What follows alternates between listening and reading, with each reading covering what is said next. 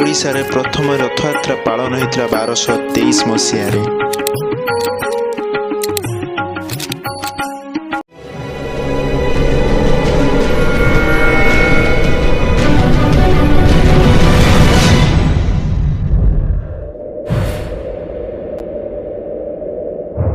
ଓଡ଼ିଶାରେ ଜଗନ୍ନାଥ ମନ୍ଦିର କେବେ ନିର୍ମାଣ ହୋଇଥିଲା?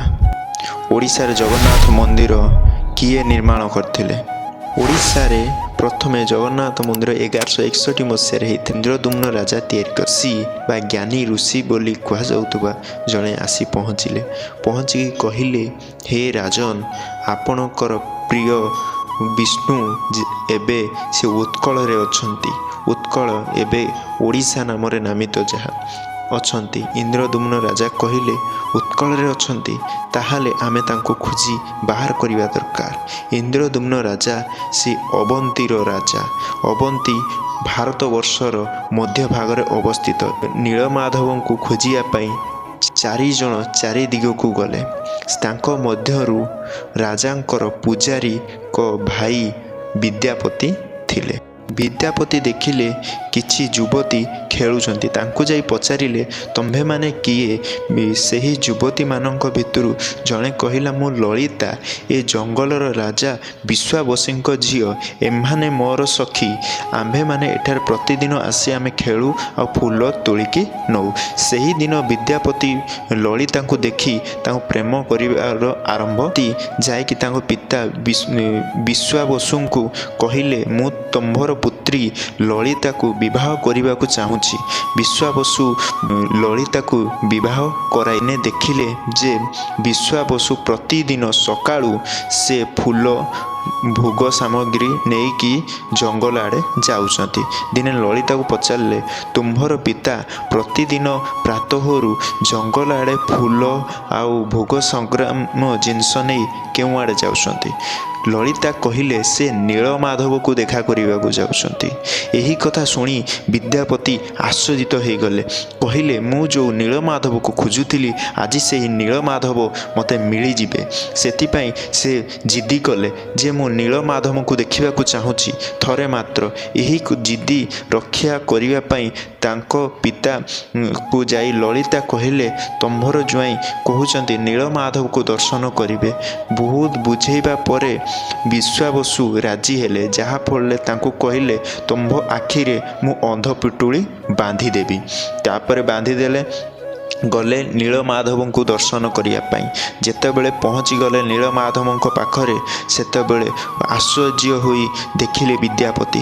କହିଲେ, ଏତେ ଦିନର ଅପେକ୍ଷା ଆଜି ଅନ୍ତ ଘଟିଛି। ମୁଁ ନୀଳମାଧବଙ୍କୁ ଅନ୍ଧ ପିଟୁଳି ବାନ୍ଧିଦେଲେ। ତାପରେ ଘରକୁ ଆସିଲା ରାଜାଙ୍କ ପାଖରେ ପହଞ୍ଚି କହିଲେ, ମୁଁ ନୀଳମାଧବଙ୍କୁ ପାଇଯାଇଛି।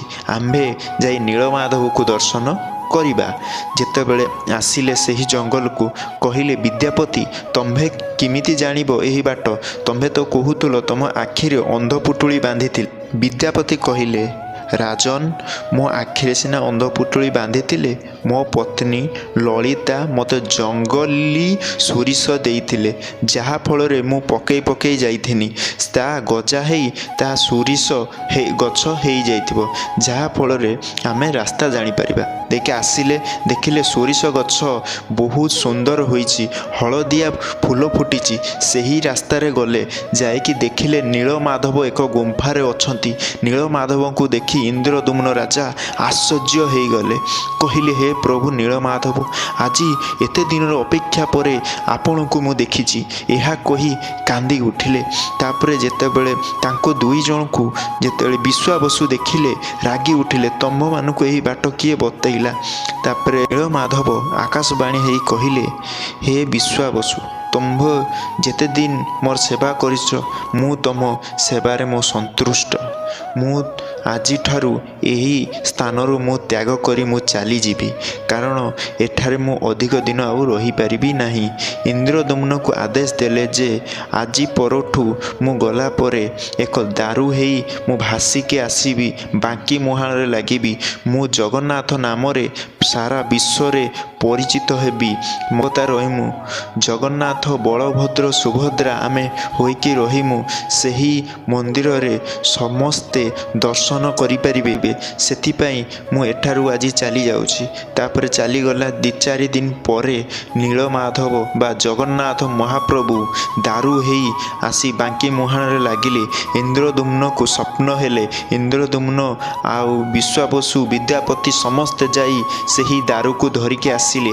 ଦାରୁକୁ ଧରିକି ଆସିବା ପରେ ଏକ ବଡ଼ ଚିନ୍ତା ଥିଲା, କିଏ ତିଆରି କରିବ ଏହି ଜଗନ୍ନାଥ ମୂର୍ତ୍ତି। ସେଥିପାଇଁ ଚିନ୍ତା ପଶିଥିଲା। ସମସ୍ତେ ଡରିକି କେହି ହାତ ମାରୁନଥାନ୍ତି। ଜଣେ ବୃଦ୍ଧ ଲୋକ ଆସିଲେ, କହିଲେ ମୁଁ ହିଁ ତିଆରି କରିପାରିବି ଏହି ଜଗନ୍ନାଥ ମୂର୍ତ୍ତି।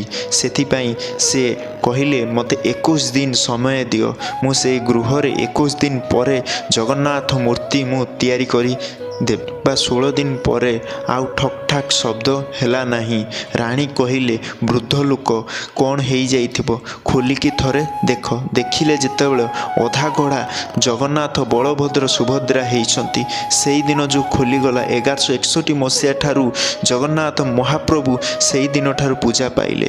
ଜଗନ୍ନାଥ ଏଇ ଅଧାଗଢ଼ା ଠାକୁରକୁ ଦେଖି ଇନ୍ଦ୍ରଦ୍ୟୁମ୍ନ କାନ୍ଦି ଉଠିଲେ। କହିଲେ, ହେ ପ୍ରଭୁ, ମୋର ପତ୍ନୀ ଭୁଲ ପାଇଁ ଆପଣ ଆଜି ଅଧାଗଢ଼ା ରହିଗଲେ।